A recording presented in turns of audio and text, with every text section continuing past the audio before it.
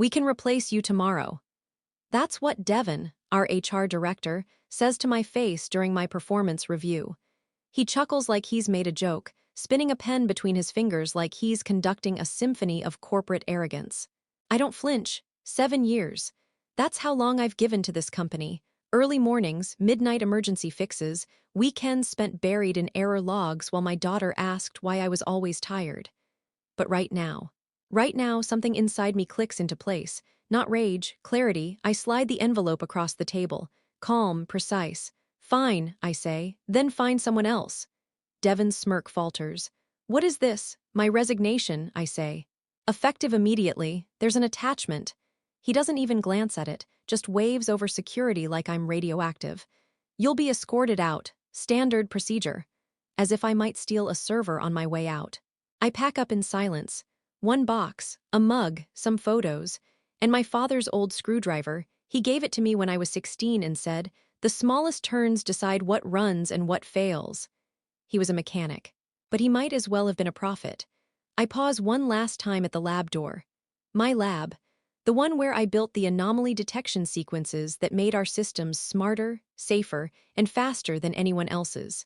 I tried to teach it how temperature, vibration, and timing tell a story if you know how to listen. But they didn't want a story. They wanted bullet points. Outside, Knoxville smells like rain and hot asphalt. I silence my phone before it can start buzzing. No last-minute, wait, can we just ask? No, I drive with no plan. The city moves past like a film I've already seen. Everyone thinks quitting is some grand moment of glory. They don't talk about what comes after, the hollow space where your routine used to be. I end up at Riverside Park, where I used to go on my lunch breaks, the rare ones where I got sunlight instead of screen glare. Ducks skim across the water like they actually know where they're going. Motion that makes sense. That's what I've always chased. Not this chaos. Not this arrogance. At home, I pour tea and finally check my phone. 23 missed calls. 36 texts, all chaos. Can you confirm the release parameters for the cardiac monitors? Mandy, QA is flagging everything. The validation log, where's the final version? We can't run the script. Urgent. Pass rates dropped 40% in 1 hour. They hadn't opened the attachment. If they had, they'd know the update I rolled last month required a 2-step initialization. They'd know the validation logs were on a rotating threshold, that the system would see ghosts and miss the real threats without the proper sequence. They'd know the protocol that held the entire department together. They'd know that I'm the only one who can understand what's happening, but they didn't bother. Replaceable, right? I lean back and let the silence stretch. For the first time in years, nothing is my problem, and it feels glorious. If you've ever been told you're replaceable, hit that like button. And tell me in the comments, what city are you watching from? The next morning, sunlight pours across my kitchen floor, but my phone is already glowing with panic. 47 missed calls, 61 texts, 3 voicemails from numbers I don't even recognize. I sip my coffee slow. Like I've got all the time in the world. System stuck in fail loop, can't override. Production is halted. We need you back, Mandy, please. Then an email from HR, not Devin this time, someone under him. Please confirm the details of the attachment you mentioned. We can't locate it in our system. Of course you can't. Devin probably tossed my resignation into a drawer the moment I left, never noticing the neatly labeled PDF stapled behind it. Transition protocol, read before touching anything. The man treated anything technical like it was just more paperwork. My laptop dings with recruiter messages. I haven't touched my resume in years, not since my divorce. I should feel lost. Instead, I feel ready. At 9 sharp, my phone rings again. It's Maya from production. Her voice is shaking. Mandy, please, we can't ship. Everything's failing. Engineering says the thresholds are corrupted. Devin's blaming us. The board is furious. What did you do? I stir my coffee, slow and even. I didn't do anything wrong. The system is working exactly the way it's supposed to. Then why are we failing everything? Because you're not following the protocols. Silence. Then she whispers, the attachment? Yes, her breath catches. Devin told us it was irrelevant. I almost laugh. Then he was wrong. I hang up before she can say another word. At noon, there's a knock on my apartment door. It's Jordan from engineering. His hair's a mess. Shirt untucked. laptop in one hand, bags under his eyes. Please, he says, no small talk. Nothing works, you left instructions, right? Can you walk me through them? I let him in. He opens his laptop, hands shaking, showing me test results. Errors, all red, one after another. We reset thresholds, we recalibrated, we even brought in an external auditor. Nothing helps, it's like the system is speaking another language. It is, I say, mine. He stares. You built it, you can fix it. No, I say, you can if you'd read the attachment. He looks like I've slapped him. I explain slowly. The system isn't broken. It's adaptive. When you reset without following the protocol, it assumes human error and tightens its pass window to prevent risks. That's why it's failing everything now. It's waiting, I say, for the human hand it trusts. Jordan's mouth goes tight. So none of us can fix it, I shrug. Not unless you're willing to learn. He leaves quietly. I sit alone in the stillness and hear my father's voice again. The smallest turns decide what runs and what fails. By late afternoon, my inbox is exploding. Consulting offers. Every hour, the rates go up. HR tries flattery first. We value your expertise and want to offer a strategic role. Then urgency. Production losses are mounting. Please respond immediately. Then desperation. Name your price. Every email is a little more frantic than the last. They said they could replace me tomorrow. But today, they can't even replace me for an hour. That night, I take a walk by the Tennessee River. The air smells like wet leaves and early spring. My phone buzzes again. I ignore it. I pass families, couples, joggers, living normal lives. For years, I've been defined by crisis. The fixer, the one who catches everything before it breaks. Now, it's not my crisis anymore. I have a choice. When I get home, another voicemail is waiting. This one isn't HR. It's Alan, the company president. His voice is rough, worn down. Mandy, I only just heard. Devin didn't tell me you resigned until this morning. Please. For the sake of the company, call me back. For the first time, I hesitate. Alan isn't like Devin. He's made mistakes, sure, but he listened. Once, he even thanked me for catching a bad shipment that could have cost the company everything. But that doesn't change what happened. I gave them a chance to respect me. They laughed. I set the phone down on my counter. Let them read the attachment when they're ready. And then, they'll finally understand what irreplaceable really looks like. Alan calls again the next morning, right after breakfast. This time I answer. His voice sounds different now, raw, like sandpaper over regret. Mandy, thank you, I won't waste your time, I need you back, just for a day. Name a fair consultant rate, full authority, whatever you need. Fair, that word. I've never heard it from them. I pause, then say, I'm not coming back as staff. One day, my rate, my conditions. He doesn't hesitate. Understood, what are they? No meetings with HR, no interference. I talk directly to production and engineering. And whoever replaces me gets the full documentation I already wrote, unaltered. Alan exhales like he's been holding his breath for 2 straight days. Agreed. And Alan, I add, my voice steady, don't apologize, don't try to make it right with words, just send the contract. I hang up. I don't feel triumphant. I feel stern. Like a parent who finally stops warning their kid the stove is hot and lets the burn do the teaching. I dress carefully. Navy blazer, hair tied back. My dad's screwdriver slips into my bag, not for drama, for balance. The smallest turns. At the building, the security guard who watched me leave 2 days ago looks stunned. Back already? Not back, I say. Visiting. Alan meets me in the lobby. No crowd, no HR parade. Just him holding a manila folder. Day rate as you requested, full authority. I scan it. Add this, I say, circling a clause. My documentation goes out today. No summaries, no filters, full distribution. He nods. Already texting legal. We walk to the lab. The air's thick. Like a room after a fight, no 1-1. Maya's at a bench, sleeves rolled up, dark circles under her eyes. The table is covered in failed units. She sees me and relief hits her like a wave. I say, let's start with what you changed. She grimaces. We reset the master baseline, it made everything worse. Of course it did, I say. You told the system its memory didn't matter. Jordan's hovering behind her, looking defeated. We were drowning, he says quietly. You were thrashing, I correct him. Different thing. A tech rolls over a cart of cardiac monitors. Batch 49F OK, I say, flipping the first unit. We're not chasing green lights today, we're listening. I point at the vibration trace. Hear that? Maya leans in. I don't hear anything. You will, I say. Watch the pattern. That rise before the thermal check. That's the fan overcompensating. It's harmless, but when you reset the baseline, your system flagged it as failure. She looks up at me. You did that on purpose, she asks. Yes, I say. Hope kills quality. We move through the protocol as I wrote it. Stabilize, tighten. Verify with known good units. Calibrate in sequence, not panic. I don't just fix things, I teach. Maya's hands do the work. I correct her grip, make her say what she sees. She starts to hear the system, starts to feel it. The room shifts from frantic to focused.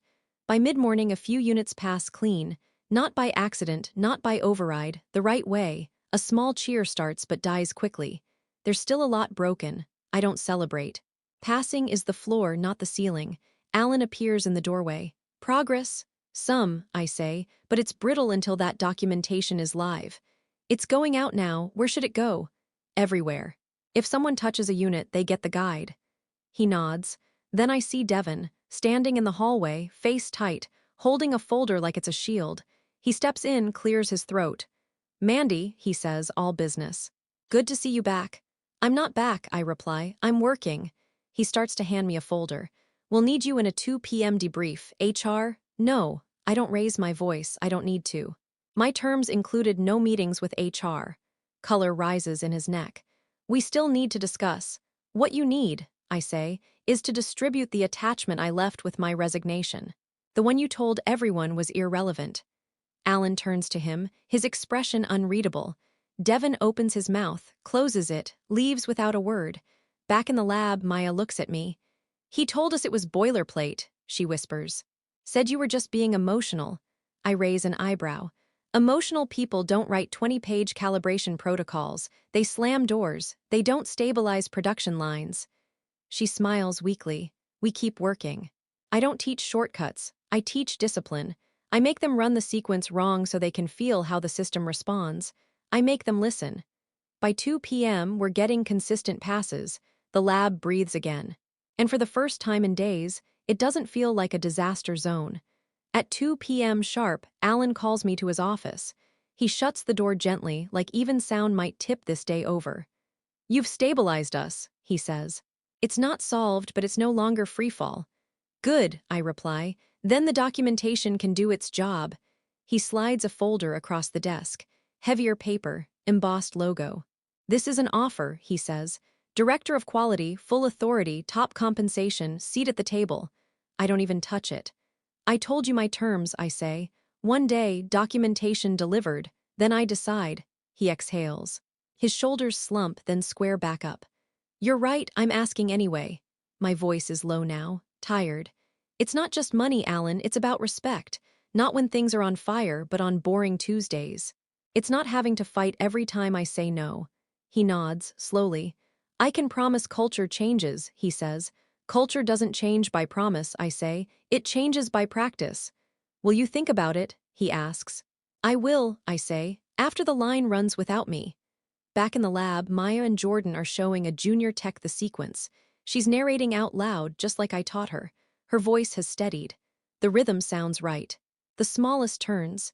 At the end of my shift, I pack my bag. My phone vibrates with a number I don't recognize.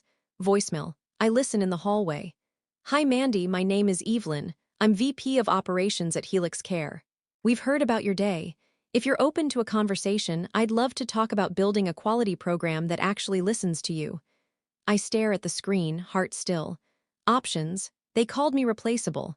But this is a door they'll never be able to close again. That night, I sit at my kitchen table. 2 folders lie in front of me. One is thick, clean, corporate, Alan's offer, everything they should have given me years ago. The other, thinner. Just a phone number on a post-it. Evelyn, Helix Care. One folder says we've learned our lesson. The other says we never would have treated you like that in the first place. I pour a glass of wine. Let the silence stretch. My phone buzzes, text from Maya. We're holding steady. Documentation is helping, thank you. Ellen is furious at Devon. Something's coming. Don't disappear on us yet, please. Her words tug at something in me. I care about Maya. About Jordan. about the techs who stayed late and listened even when no one asked them to. But caring about people doesn't mean going back to a place that only saw my worth after everything broke. The next morning, I call Evelyn. Her voice is brisk but warm. "Mandy, I'm glad you reached out. I'll be direct, we're growing fast, and we need a quality leader who sees what others miss. Your name's been coming up all week." "You already heard?" I ask. Suppliers talk. Clients talk. When a competitor's production halts because they ignored their best expert, people notice. I let out a short laugh. The honesty is disarming. "What exactly would you want from me?" "Your system, but more importantly, your mind. We'd hire you as director of quality programs. Full autonomy. Your work would be recognized in patents, credited to you, not buried in a department memo." "Would I own my work?" I ask. "You'd own it," she replies without missing a beat. "We'd protect it legally, and you'd benefit from any licensing agreements." I pause, long enough for the silence to mean something. The smallest turns decide what runs and what fails. Maybe this is one of those turns. Later that day, Alan calls again. His voice is tight. Careful. "Mandy, I know you're considering offers. Before you decide, Devon is finished. The board stripped his authority this morning." I don't speak. "You were right," he continues. "The attachment you left should have prevented all of this. He hid it, lied about it." "I can't undo the damage," he says, "but I can make sure it never happens again." "Alan," I say slowly, "Devon is a symptom. The disease is pretending people are interchangeable." "I understand," he says, almost whispering. "That's why the board approved a revised package. Vice President of Quality, reporting directly to me. Triple your salary." I close my eyes. That's influence. That's power. But it's still tied to a place that laughed at me until their world started crumbling. That evening, I meet Maya for coffee. She looks exhausted. But when she sees me, her face softens. "You saved us," she says. "I gave you tools," I correct her. "You saved yourselves." "No," she says firmly. "Without you, we would have shipped broken monitors. Patients could have been hurt. You stopped that even after they pushed you out." Her words land harder than any job offer. "So what do you want from me, Maya?" I ask gently. "Not to forget us," she says. "We're not Devon, we care. We just need someone who sees the cracks before they break. You've always been that person." I swallow hard. Caring is dangerous. It makes walking away harder. At home, another email from Evelyn waits. Formal offer attached. "Take your time," it says, "but we'd like to move quickly. We believe in building with people who want to be valued, not tolerated." And beneath that, one line. "Don't go back to a place that only noticed your worth when it was too late." I wake before the alarm, not out of stress, out of clarity. The kind that shows up when you finally stop bargaining with yourself. I brew coffee, lay both folders on the table. One promises power where I was once ignored. The other promises ownership where I've always belonged. I write 2 emails. To Alan, "Thank you for the offer and for correcting what you could. I'm declining. This isn't about salary or title. It's about building something where quality is treated like oxygen, not overhead." To Evelyn, "I accept. On one condition, my methods remain mine. I want legal authorship. And I want to license parts of the system to my past employer only to protect workers and patients, not to protect pride." Her reply arrives before my coffee cools. "Agreed. We're drafting license language now. Narrow scope, your call." I exhale. "These are my terms now." I call Alan. He picks up on the first ring. "Mandy, I'm joining Helix Care," I say. Silence. Then, softly, "I wish it had been different." "For what it's worth," I continue, "I'm willing to license my protocols to you. Strict conditions. Oversight by production and engineering. Quarterly training. HR never touches the documentation." More silence, then a soft breath. "You're still protecting us." "No," I say. "I'm protecting the people who never had a voice in that room. And the patients who'll never know our names." "Send the terms," he says. "I'll take them to the board." By noon, Helix's legal team mirrors my authorship clause. By evening, the contract and license agreement are signed. I don't feel like I've won. I feel like I've set the table and made sure the next person gets a seat. 2 weeks later, I start at Helix Care. My office isn't big, but the door is glass. No kingdoms, no gatekeepers. I meet the floor team first, then software, then procurement, the quiet ones who keep promises. Above my desk, I pin a sign. "Quality is the discipline of telling the truth early."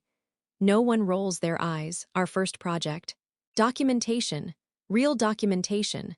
Not the museum plaque kind. We write checklists that tell you why before how. Playbooks that include a when it feels wrong column. No ISO auditor ever asks for that. But every good tech uses it. I hire Illa, a quiet kid who can hear when a bearing whispers trouble. I hire a former paramedic because she knows what close enough looks like when it fails. We don't fight with volume. We fight with patience. When a batch of infusion pumps starts murmuring, barely, a problem no one else catches, we halt the line before sunrise. It never leaves the building. No drama, just motion that makes sense. Mid-quarter, Alan calls. The board approved the license, he says. We've restarted, controlled capacity. Devon's been reassigned to compliance paperwork. He hesitates. He'll be your point of contact for quarterly metrics. I smile, can't help it. If he has questions, I say, the documentation is explicit. Anyone can follow it if they choose to learn. Message received, Alan says quietly. A month in, the rhythm sets. No saviors, just systems. On a rainy Thursday, a courier brings a thick envelope to my desk. It's the quarterly report, signed by Devon. All metrics included: baseline drift, false fail rate, corrective lag, at the bottom in clean script, documentation received, processes updated, payment remitted as per agreement. No gloating, just truth. That weekend, I take my daughter to the park. She races her scooter down the river path. I sit on a bench, envelope beside me like a sealed chapter. A man nearby is fighting with a stroller latch. It won't budge. I lean over, twist the catch a quarter turn. Click, he blinks. How did you know? I smile. The smallest turns, I say, and I swear I feel my father's grin rise in me. Back at work, Illa tapes a handwritten sign above our main bench. We don't ship hope. Visitors blink at it, then nod. At the industry conference, I give a short talk. Designing systems that don't need heroes. No crescendo, no revenge slide, just steps, examples, the discipline of listening before it breaks. Afterward, by the escalator, a young engineer stops me. I watched your talk, she says. Last month, I told my manager we needed to hold a shipment. He said I was overreacting. I held it anyway. You made me feel less crazy, I swallow. You weren't crazy, I tell her. You were careful. That night, I add one sentence to the end of our playbook. Care is not a soft skill. The final license payment arrives with another report. This one signed by Alan. We're adopting your training cadence as policy. Documentation is now a release blocker. Thank you for not letting our worst day define our next year. I close the envelope. Stack it with the others. Not trophies, receipts. They said they could replace me tomorrow. Maybe they can replace a person. But they can't replace a practice. Not one built on small right turns. Insisted on every day. If someone laughed at your worth, don't wait for them to wake up. Write your terms, protect your work. Choose the rooms where care is currency, not charity. Then let your results say your name quarter after quarter, long after the noise is gone.